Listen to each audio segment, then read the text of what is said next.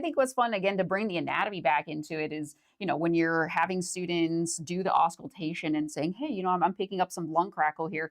We can take the lung apart and we can dive deeper into the understanding of the anatomical structures and ask questions like, what leads to congestion in the lungs? What leads to these types of sounds on an anatomical level? Yep. And Yep. so we can really bring both halves of education together Yeah. between anatomy and sim. And the RFID tags make that so cool. Absolutely. Absolutely.